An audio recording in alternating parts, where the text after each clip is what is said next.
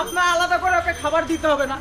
ওই খাবারের পর যেগুলো বাঁচে, ধরো ওই ভাত, মাছের কাঁটা। স্পেশালিটি কি আছে এবার? হ্যাঁ, স্পেশালিটি হচ্ছে যখন ধরো আপনি আপনার ছেলেকে টিভি দেখাতে দেখাতে খাবার খাওয়াচ্ছেন, তখন কারেন্টটা চলে গেল বা আপনার ফোনে কোনো ওয়াইফাইটা নেই, হ্যাঁ, তখন ও কি করে? গান নাচ করে আপনাকে এন্টারটেইন করে। চলো, জীবনে কি পাবো না ভুলে। ধরুন আপনার ছেলে, ধরুন এরকম খুব ফুটফুটে আপনার ছেলেটা রাত্রিবেলা একটুখানি মদ খেয়ে গাড়ি চালিয়ে ওই রাস্তার ধারে কি সব হয়, কিছু গরিব ভিখারি টিখারি শুয়ে আছে, ওকে মেরে দিবে। তখন যখন আপনার উকিল আদালতে গিয়ে ওকে জিজ্ঞাসা করবে, হ্যাঁ সেদিন রাত্রিবেলা গাড়ি কি আপনি চালাচ্ছিলেন? এই দেখুন প্রোডাক্ট।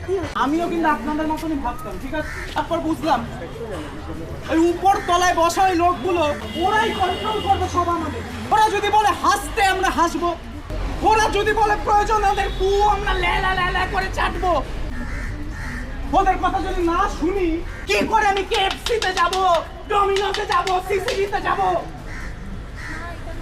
আপনারা বুঝে নিন, জীবনে যদি কিছু করতে হয় তাহলে ওই বড় লোকদের কথাই শুনতে হবে, কারণ ওই পাওয়ারফুল লোকেরাই আসলে আমাদের কন্ট্রোল করবে, আর আমাদের সে কথা শুনতেই হবে।